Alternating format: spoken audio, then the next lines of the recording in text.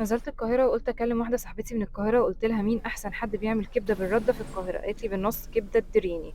وصلت زي ما انتوا شايفين، التحضير والنظافة، المنظر يجوع قوي، وشكل السلطات فعلا خطير. يلا بينا بقى نجرب مع بعض التجربة الحلوة دي.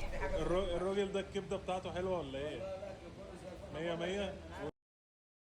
يا مساء الفل عليكم، والنهاردة فيديو جديد بقى في القاهرة، كبدة بالردة. طبعا كبدة بالردة يعني دريني. يلا بينا بقى نجرب مع بعض. بس عايزة اقول حاجة، اسكندرية طبعا ليها اصول في الكبدة وعملنا عنها ريفيوهات كتير، فالنهاردة بقى عايزين نجرب اللي بالردة بتقول ايه. كبدة اللي بالردة، ومعانا المخ، ومعانا كبدة اسكندراني برضو، بس بطريقتهم هم، فاكيد هتبقى مختلفة عننا. يعني احنا عندنا ما بنحطش فلفل الوان، ده رز بالشعرية وعليه كبدة. دي عندهم لسان عصفور، يعني خلطة كده عاملينها بنفسهم للمكان. طعمها حلو قوي، السوا بتاعها مظبوط، ما فيهاش زفارة، ودي اهم نقطة عندي. الزفارة بالنسبة لي لا، فدي ما فيهاش زفارة نهائيا.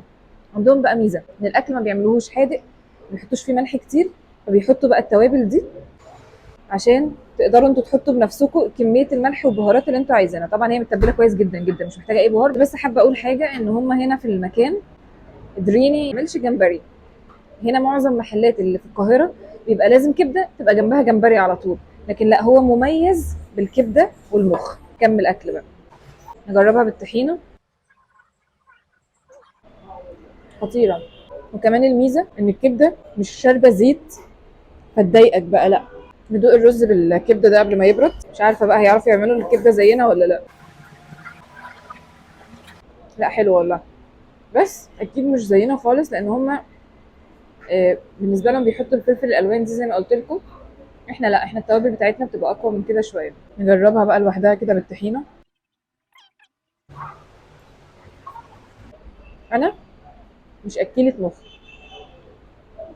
بس نزلته عشان ادوقه واقول لكم رايي فيه برضه، ان شاء الله يعجبني يعني. هو تتبيلته حلوه، والبريدنج اللي عليه حلو بصراحه، ما فيهوش برضه طعم زفاره او حاجه تضايقني ان انا ما اكملوش، لا حلو برضه بالطحينه. المخ بلدي، انا متاكده ان هو بلدي، لان هو طعمه بصراحه حلو جدا. دقته في مكان تاني لا، ما حبيتوش خالص. هنا لا، ما حسيتش ان هو مضايقني او زفاره، لا التتبيله واصله لجوه، فبالتالي لا، الطعم متقبلاه جدا. دي سلطه كبده باللسان عصفور، حلوه قوي، لا اختراع. في نهايه تجربتنا، اتمنى تكونوا استمتعتوا معايا بالفيديو وتيجوا تجربوا فعلا. الاكل عنده حلو قوي قوي قوي، كبده مميزه جدا، والمخ برده اللي بيحب المخ هيبسطهم قوي قوي قوي. وبالنسبه للكبده الاسكندراني عجبتني جدا، بس بالنسبه يعني بالنسبه لنا في اسكندريه لا، هنحب بتاعتنا اكتر لان تتبيلتها اقوى.